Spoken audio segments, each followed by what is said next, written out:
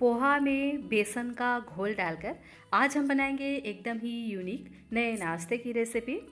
अगर आप समोसा, कचौड़ी, पकौड़ी के शौकीन हैं तो यह रेसिपी आपको बहुत ही ज़्यादा पसंद आने वाला है। जी हाँ फ्रेंड्स, ऐसा अक्सर होता है कि जब भी कभी हम मार्केट जाते हैं तो फटाक से समोसा, कचौड़ी, पकौड़ी खरीद लेते हैं और लेकर के घर आ जाते हैं और उसे हम बड़े ही चाव से खाते हैं। पर मार्केट का जो नाश्ता होता है ना, वो बहुत ही ज़्यादा अनहेल्दी होता है और उसी नाश्ते को अगर हम घर पर बना लेते हैं तो बहुत ही कम समय, कम सामग्री और कम मेहनत, कम खर्च में ढेर सारा नाश्ता बन करके तैयार हो जाता है। और यह जो रेसिपी है ना, बहुत ज़्यादा क्रिस्पी बनता है। सुन सकते हैं इसकी आवाज़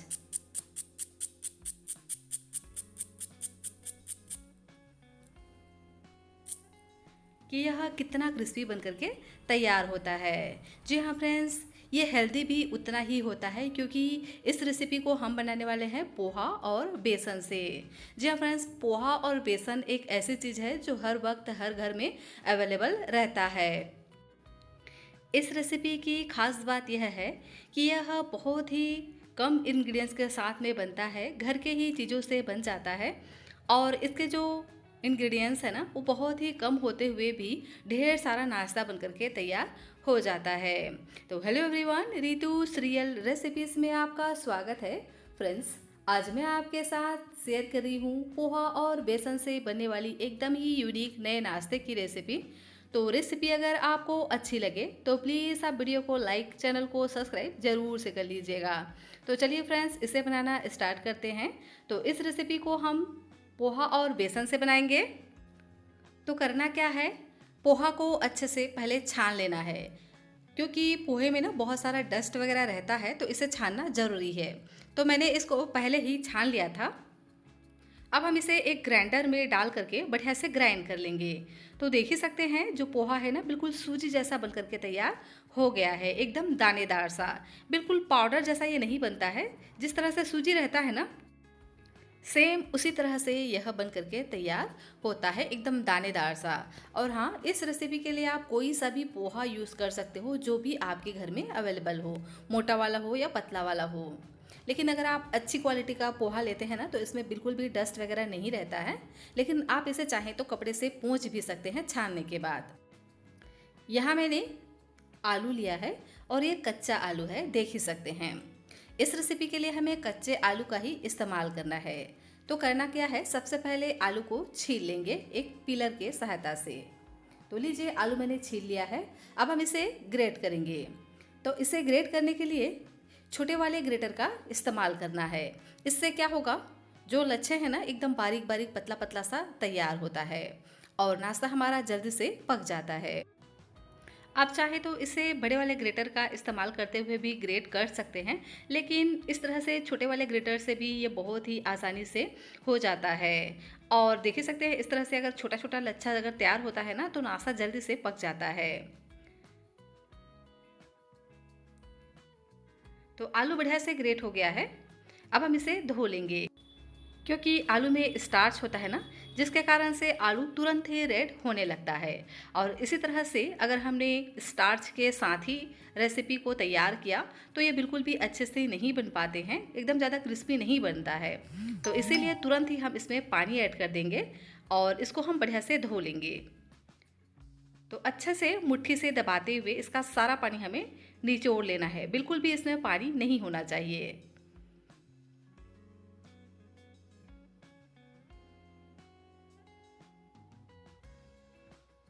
तो लीजिए, आलू मैंने धो लिया है और एकदम इसी तरह से खिला खिला आलू तैयार कर लेना है, देख ही सकते हैं इस तरह से। तो अभी हम इसको साइड में रखेंगे और यहाँ मैंने लिया है बेसन। तो आधा कटोरी मैंने यहाँ पर बेसन लिया है।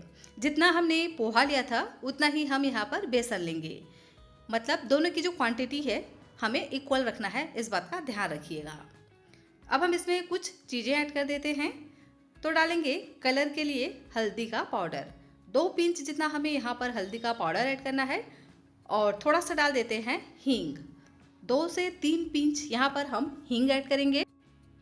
इससे बेसन ना गैस नहीं करता है और जो हींग है वो हाजमे के लिए भी बढ़िया होता है। इससे पहले हम ड्राई ही मिक्स कर लेंगे, उसके बाद इसमें हम पानी डालेंगे। तो यहाँ मैंने 1 कटोरी पानी लिया है।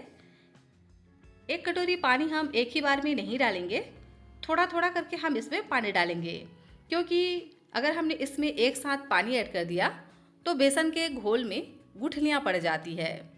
तो इसीलिए थोड़ा थोड़ा पानी डालते हुए पहले इसका हमें एक गाढ़ा सा घोल तैयार करना है, बिल्कुल लम्प्स फ्री। तो देख ही सकते हैं ना, इसी तरह से गाढ़ा घोल पहले हम तैयार कर लेंगे। आधा कटोरी बेसन और आधा कटोरी पोहे के लिए यहाँ पर हम 1 कटोरी पानी का इस्तेमाल करेंगे, इस बात का ध्यान रखना है। तो देख ही सकते हैं घोल हमारा तैयार हो गया है एकदम गाढ़ा सा। तो अभी हम क्या करेंगे, सभी पानी को ऐड कर देंगे और इसे हम बढ़िया से मिक्स कर लेंगे। और देख सकते हैं इस तरह से पतला सा घोल तैयार कर लेना है।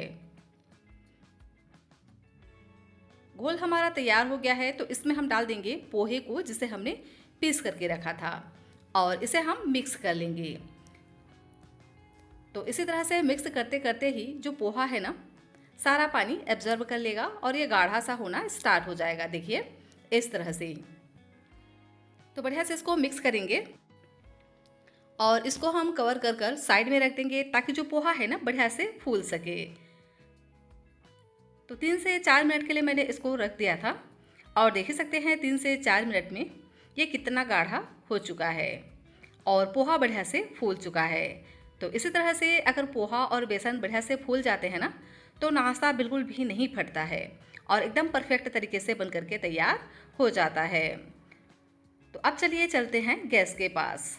यहाँ मैंने एक कढ़ाई लिया है, इसमें हम डाल देते हैं 1 छोटे चम्मच ऑयल और अब हम इसमें डालेंगे सौंफ।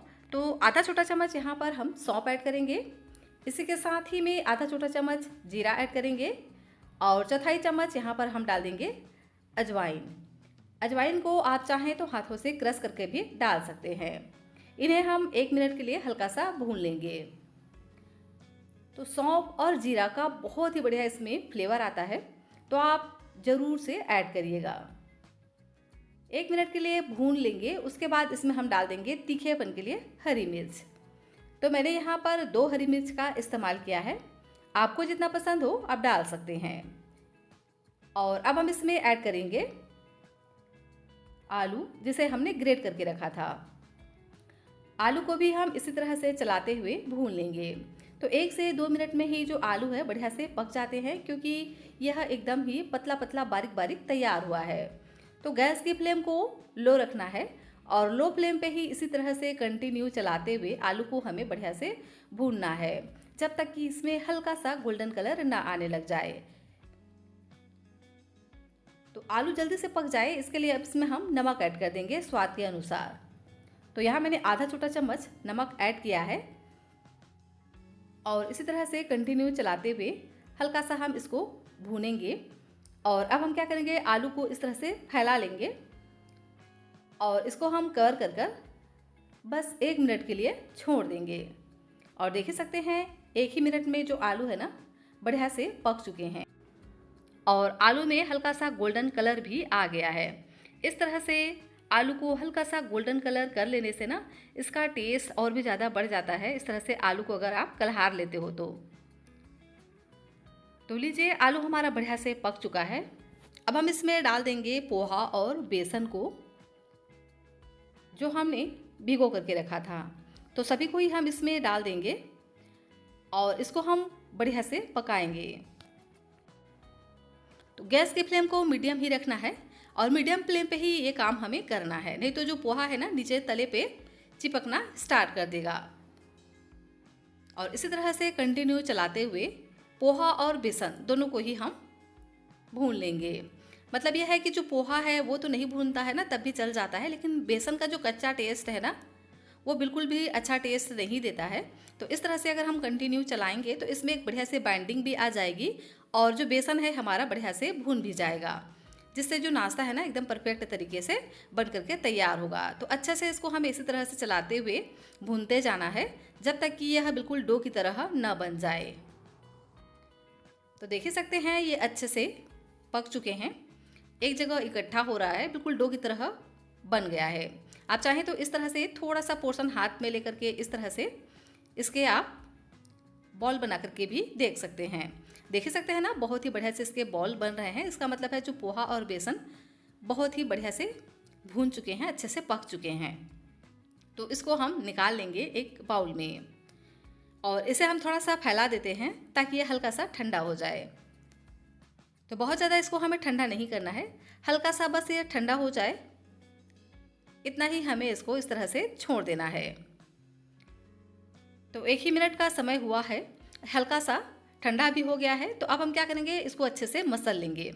हाथों पर थोड़ा सा ऑयल लगा लीजिएगा जिससे ये बिल्कुल भी हाथों पर नहीं चिपकेंगे। तो इसी तरह से चलाते हुए अच्छे से मसल कर इसका हमें डो तैयार करना है। जितना अच्छे से आप इसको मसलेंगे ना, उतना ही बढ़िया आपका नाश्ता क्रिस्पी करारा बन करके तैयार होगा। फ्रेंड्स, रेसिपी अगर आपको थोड़ी सी भी अच्छी लगे तो प्लीज़ आप वीडियो को लाइक और चैनल को सब्सक्राइब ज़रूर से कर लीजिएगा। और हाँ, इस वीडियो को आप हाइप भी कर सकते हैं। रेसिपी अगर आपको थोड़ी सी भी अच्छी लगे तो अपने फ्रेंड्स और फैमिली के साथ शेयर भी ज़रूर से कर दीजिएगा। देख ही सकते हैं ये अच्छे से डो की तरह बन चुके हैं। तो इसी तरह से मसल कर बिल्कुल डो की तरह हमें तैयार कर लेना है। यहाँ पर मैंने बाइंडिंग के लिए कोई भी चीज़ इस्तेमाल नहीं किया है, गेहूं का आटा या मैदा वगैरह, सिर्फ पोहा और बेसन से ही मैंने इसको बना करके तैयार कर लिया है। डो हमारा बिल्कुल परफेक्ट है। तो चलिए अब हम इसको शेप देते हैं। तो इसके लिए मैंने यहाँ पर इस तरह का एक ट्रे लिया है। आप चाहें तो कोई प्लेट वगैरह का भी इस्तेमाल कर सकते हैं। अब हम क्या करेंगे, इसको ट्रे में अच्छे से फैला देंगे। तो पहले आप ट्रे को ऑयल से बढ़िया से ग्रीस कर लीजिएगा जिससे ये बहुत ही आसानी से निकल जाएंगे। तो पहले हाथों से अच्छे से इसको फैलाना है, हाथों से पहले इसको शेप देंगे, उसके बाद स्पैचुला से चिकना कर लेना है। स्पैचुला से ना ये बहुत ही आसानी से हो जाते हैं। तो इस तरह से स्क्वायर शेप में हम इसको तैयार कर लेंगे और इसको हम कट करेंगे। तो मैं इसको स्पैचुला से ही कट कर रही हूँ। आप चाहें तो इसको चाकू वगैरह से भी कट कर सकते हैं, लेकिन देख ही सकते हैं ना, स्पैचुला से भी बहुत ही आसानी से ये हो जाते हैं। तो चाहे तो आप इसे 10 मिनट के लिए रेस्ट के लिए छोड़ सकते हैं जिससे ये और भी अच्छे से सेट हो जाएंगे और बहुत ही आसानी से कट जाएंगे। लेकिन मैंने इसको तुरंत ही कट कर लिया है और इस तरह से हम छोटे छोटे पीसेस में, स्क्वायर पीसेस में कट करके तैयार कर लेंगे। आप चाहें तो इसको अपने मनपसंद किसी भी शेप में कट कर सकते हैं। इस तरह से बनाकर आप इसे हफ्ते 10 दिन के लिए स्टोर कर भी रख सकते हैं। एयर टाइट कंटेनर में भरकर आप इसे फ्रिज में रख दीजिए और जब भी कभी आपको कुछ स्पेशल खाने का मन करे या जोरों की भूख लग रही हो तो बस तुरंत ही आप इसको फ्रिज से निकालिए और झटपट तरीके से आप इसको फ्राई करिए और इसको आप इंजॉय कर सकते हैं। तो इनके जो किनारे हैं उनको हम हल्का हल्का इस तरह से हाथों से सेट कर लेंगे और अब हम इसके लिए एक स्लरी तैयार करेंगे। तो यहाँ मैंने लगभग 3 चम्मच चावल का आटा लिया है। इसमें हम डाल देते हैं कुछ चीज़ें। तो डालेंगे चिली फ्लेक्स आधा छोटा चम्मच, जीरा आधा छोटा चम्मच और इसी के साथ ही में कलर के लिए डाल देते हैं हल्दी का पाउडर। तो 2 पिंच यहाँ पर हम हल्दी का पाउडर ऐड करेंगे और इसी के साथ ही में डाल देते हैं तिल। तो वाइट वाला तिल का इस्तेमाल करना है, इससे ना लुक बहुत ही बढ़िया आता है। तो लगभग 2 चम्मच यहाँ पर मैंने वाइट वाला तिल का इस्तेमाल किया है। आप चाहें तो इसकी जगह पे ब्लैक तिल का भी इस्तेमाल कर सकते हैं। बारीक कटा हुआ हरा धनिया ऐड करेंगे 2 से 3 चम्मच। अब हम इसको सूखा ही एक बारी मिक्स कर लेंगे और इसके बाद इसमें हम पानी ऐड करेंगे और थोड़ा थोड़ा पानी डालते हुए इसका एक हम गाढ़ा सा घोल तैयार करेंगे। मतलब बहुत ज़्यादा पतला भी नहीं रखना है और न बहुत ज़्यादा हम इसको गाढ़ा रखेंगे। वैसे तो आप इस नाश्ते को ऐसे भी फ्राई करेंगे ना तो कोई दिक्कत नहीं है, ना तो ये फटेंगे और ना टूटेंगे। फिर भी अगर इस तरह से अगर आप स्लरी में डीप करके अगर बनाएंगे ना तो ये बिल्कुल भी फटते नहीं हैं और एकदम ही क्रिस्पी बन करके तैयार होते हैं। इसलिए इस तरह से स्लरी बनाया जाता है। तो देख ही सकते हैं इस तरह से घोल हम पहले तैयार करेंगे और जो हमने नाश्ता बना करके रखा था ना पोहा बेसन का, तो उसको हम स्लरी में डीप करेंगे और अच्छे से हम इसको कोट कर लेंगे स्लरी में और चम्मच को हल्का सा तिरछा कर लेना है जिससे जो एक्स्ट्रा घोल है ना वो बाउल में ही चला जाए। और अब हम इसे फ्राई करेंगे। तो इसे फ्राई करने के लिए बहुत ज़्यादा ऑयल गरम करने की भी ज़रूरत नहीं है। बहुत ही कम ऑयल में यह रेसिपी अच्छे से फ्राई हो जाता है और ख़ास बात यह है कि यह बहुत ज़्यादा ऑयल भी नहीं सोखता है।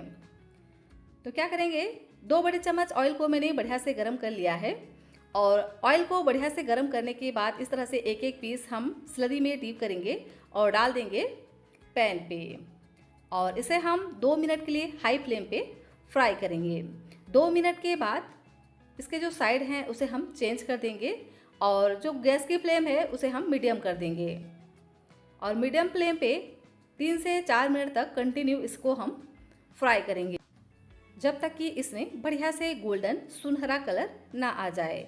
तो देख ही सकते हैं ये अच्छे से क्रिस्पी हो चुके हैं, तो इसे हम निकाल लेंगे और इसी तरह से सभी बैच को हम बना करके तैयार कर लेंगे।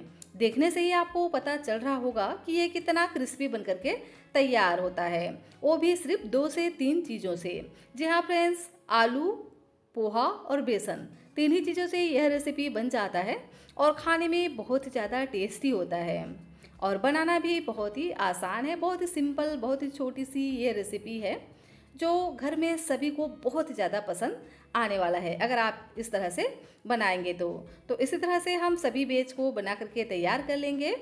बस इस बात का ध्यान रखिएगा कि पहले आप इसे 2 मिनट हाई फ्लेम पे फ्राई करें, उसके बाद इसे आप मीडियम फ्लेम पे फ्राई करें 3 से 4 मिनट के लिए। अगर आपने इसे हाई फ्लेम पे ही फ्राई किया तो ये ऊपर से तो पक जाएंगे, अच्छे से गोल्डन कलर के हो जाएंगे, लेकिन अंदर से ये रह जाएंगे कच्चे। तो इसीलिए इसको आपको मीडियम फ्लेम पे फ्राई करना है। और लीजिए, बहुत ही टेस्टी एकदम मज़ेदार सा नाश्ता हमारा बन करके तैयार हो गया है। सुपर क्रिस्पी यह रेसिपी बन करके तैयार होता है। तो पोहा से तो आपने अक्सर कई तरह के नाश्ते बनाए होंगे, लेकिन इस तरह से डेफिनेटली आपने कभी भी नहीं बनाया होगा। एक बार बनाएंगे ना तो आपको पता चलेगा कि ये कितना क्रिस्पी बन करके तैयार होता है और कम चीज़ों से ढेर सारा बन जाता है। तो ज़रूर से ट्राई करिएगा। रेसिपी पसंद आए तो वीडियो को लाइक, चैनल को सब्सक्राइब जरूर करिएगा।